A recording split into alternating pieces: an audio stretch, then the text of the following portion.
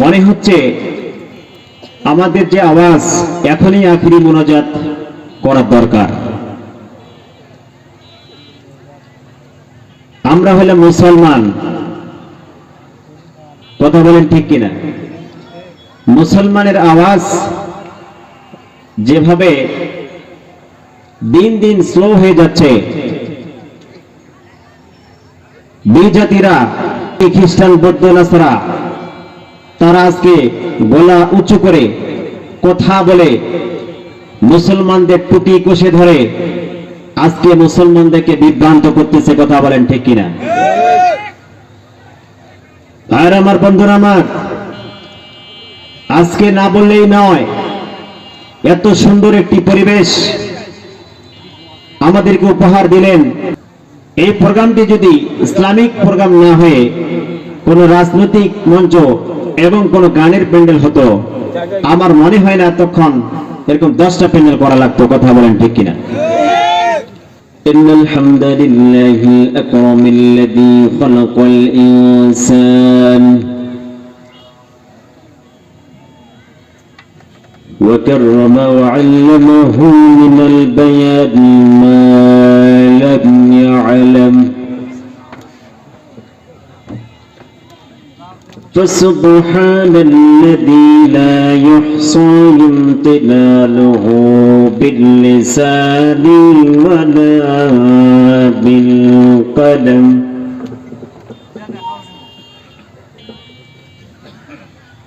نشهد أن لا إله إلا الله وحده لا شريك له الذي أرسله بالحق بشيرا ونذيرا وداعيا إلى الله بإذنه وسراجا وقمرا منيرا أما بعد فقد قال الله تعالى في كلامه المجيد والفرقانه الحميد أعوذ بالله من الشيطان الرجيم بسم الله الرحمن الرحيم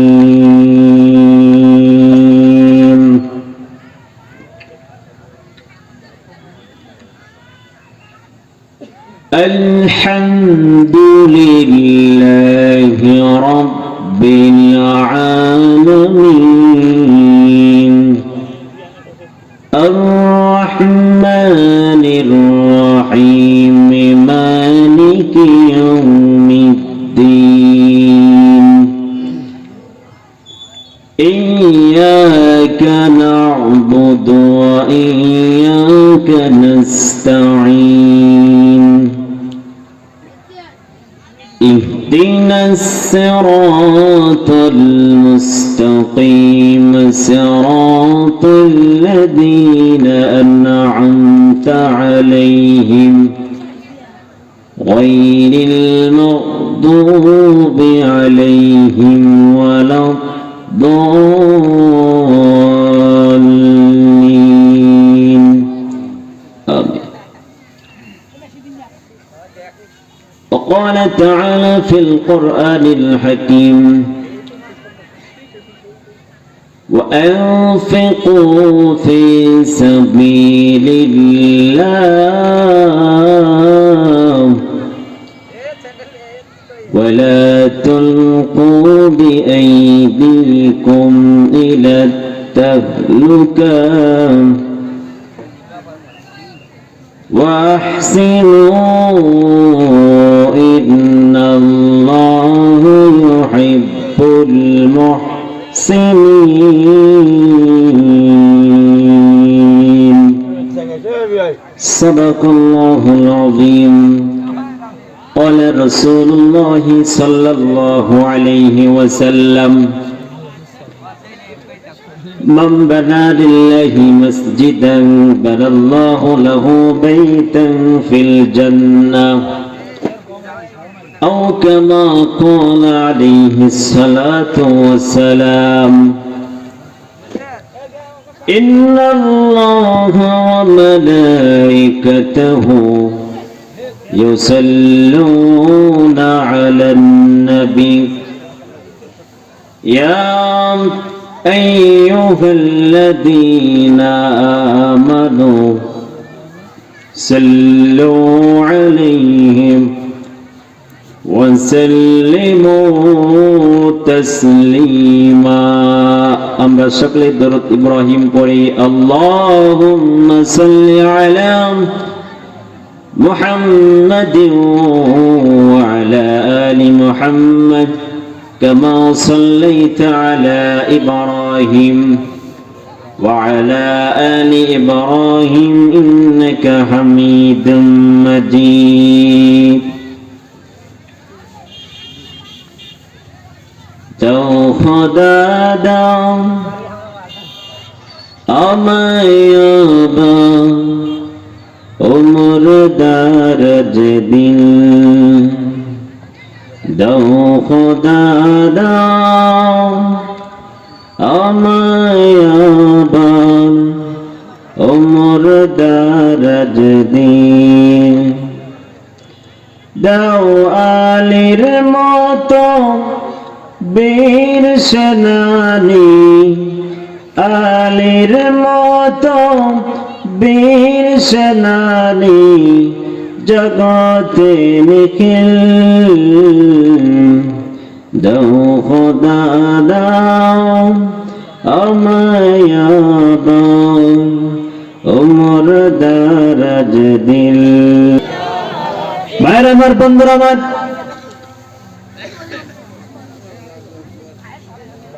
আজকে যদি আমরা কোরআন জানতাম, আজকে যদি আমরা ইসলামটা জানতাম, আমার মনে হয় এই লোকলা বাইরে বসে থাকতো না, সঙ্গে সঙ্গে কোরআনের মাহফিলে চলে আসতো। কথা বলেন ঠিক কিনা? ভাইরা আমার, বন্ধুরা আমার, আপনাদের সামনে যে মহাগ্রন্থ আল কোরআন থেকে তেলাওয়াত করেছি, আল্লাহ পাক রব্বুল আলামিন বলেন ওয়ানফিকু ফি সাবিলিল্লাহ। আল্লাহ পাক রব্বুল আলামিন বলেন, ও দুনিয়ার মানুষ, তোমরা আমার রাস্তায় ব্যয় করো। তোমরা কি? ওয়ানফিকু ফি সাবিলিল্লাহ, তোমরা ব্যয় করো একমাত্র শুধুমাত্র আমার রাস্তায়। ফি সাবিলিল্লাহ, আমরা তো আজকে ব্যয় করতে জানি না, খরচ করতে জানি না। কোনখানে আমরা ব্যয় করব, যেখানে ব্যয় করলে আমাদের জমা থাকবে, কিয়ামত পর্যন্ত আমরা সওয়াব পাবো, এমনকি পরকালেও আমরা সওয়াব পাবো, সেটা আমাদের কোন জায়গায় আজকে দান করতে হবে আমাদের জানার দরকার আছে না নাই? জানার দরকার আছে না নাই? আল্লাহ রাব্বুল আলামিন বলেন, আমার রাস্তায় যারা দান করবে কিয়ামতের ময়দানে আমি আল্লাহ পাক রব্বুল আলামিন ওই বান্দার দানকে কবুল করে, আমি যাদের দানগুলো আজকে কবুল করে নিয়েছি, এই দানগুলোকে আমি বাড়াতে বাড়াতে হুত পরিমাণ বাড়াই দিব। এবং আল্লাহ পাক রব্বুল আলামিন বলছেন, ইন্নাল্লাহা আশতারা মিনাল মুমিনিনা আনফুসাহুম বিআমওয়ালিহিম ওয়া আন্না লাহুমুল জান্নাহ। আল্লাহ পাক রব্বুল আলামিন বলেন, আমি আমার বান্দার জান মালকে কিনে নিয়েছি জান্নাতের বিনিময়ে। যারা আজকে আল্লাহর রাস্তায় দান করবে, খরচ করবে, আল্লাহ পাক রব্বুল আলামিন বলেন, কিয়ামতের ময়দানে ওই দানের বিনিময়ে আমি আমার বান্দাদেরকে জান্নাত দিয়ে দিব। বলেন সুবহানাল্লাহ। শুধু তাই নয় বন্ধুরা আমার, আল্লাহর হাবিব সাল্লাল্লাহু আলাইহি সাল্লাম বলেন, মান বানা লিল্লাহি মাসজিদান বানাল্লাহু লাহু বাইতান ফিল জান্নাহ। আল্লাহ পাক রব্বুল আলামিন তার হাবিবকে জানায় দেয়, ও আমার হাবিব আপনার উম্মতদেরকে জানায় দেন, যারা আমার ঘরে খরচ করবে, আমার ঘরে দান করবে, খালেস নিয়তে, সহি নিয়তে যখন আমার রাস্তায় দান করবে, আমার ঘরে যারা দান করবে, ওই বান্দার জন্য আমি আল্লাহ তাআলা কিয়ামতের ময়দানে একটি জান্নাত পুরস্কার দিয়ে দিব। বলেন সুবহানাল্লাহ। তাহলে আল্লাহর ঘরে যদি আমরা খরচ করে দান করি, তাহলে আমাদের জন্য পুরস্কার কি? একটু জোরে বলেন। আপনাদের এই এলাকায় যে মসজিদটা আছে আমরা দেখলাম, নামাজ পড়লাম, এইটা কার ঘর বলেন তো? জোরে বলেন। আমাদের ঘরগুলো কত সুন্দর, টাইলস লাগানো আছে, অনেক সুন্দর রং করেছি আমরা আমাদের আরাম আয়েশের জন্য, কিন্তু আল্লাহর ঘরটা আজকে চাটি দিয়ে, বেড়া চাটি দিয়ে বানানো। কথা বলেন ঠিক কিনা? আল্লাহর ঘর আজকে অবহেলিত। আজকে আমরা আবাদ করতে যাই। সংক্ষিপ্ত সময় আমি বলে দিব ভাইরা আমার, হযরতে ওসমান রাদিয়াল্লাহু তাআলা আনহু, তার জামানার এই ঘটনাটি। হযরতে ওসমান রাদিয়াল্লাহু তাআলা আনহু নবীজির সাহাবী, বাণিজ্যিক কাফেলায় যখন চলে গেছেন, বাড়িতে আসার সময় উনি বাড়িতে যায় না, স্ত্রীর মুখ দেখে না, সন্তানের মুখ না দেখে হযরত ওসমান রাদিয়াল্লাহু তাআলা আনহু তেনার চিন্তা হলো, যেহেতু আমি বাণিজ্যিক কাফেলা থেকে আসছি, আমি বাড়িতে যাব না, সর্বপ্রথম আমি আমার হাবিবের চেহারা মোবারক যখন দেখব, তারপরে আমি বাড়িতে চলে যাব। হযরত ওসমান রাদিয়াল্লাহু তাআলা আনহু যখন এই আল্লাহর হাবিব সাল্লাল্লাহু আলাইহি সাল্লামকে দেখার জন্য চলে আসলেন, হঠাৎ মুহাম্মদ সাল্লাল্লাহু আলাইহি সাল্লামের মনটি খারাপ, চিন্তা করতেছে। আপনারা শুনেছেন, যারা হাদিস রয়েছেন, মসজিদে কুবা এই জায়গাটি একটি ইহুদির ছিল। যারা হাদিস আছে বলতে পারবে, মসজিদে কুবা নামে একটি জায়গা ছিল। এক সাহাবীকে আল্লাহ রাসূল সাল্লাল্লাহু আলাইহি সাল্লাম পাঠাই দিলেন, প্রস্তাব দিলেন ইহুদির বাড়িতে যাওয়ার জন্য।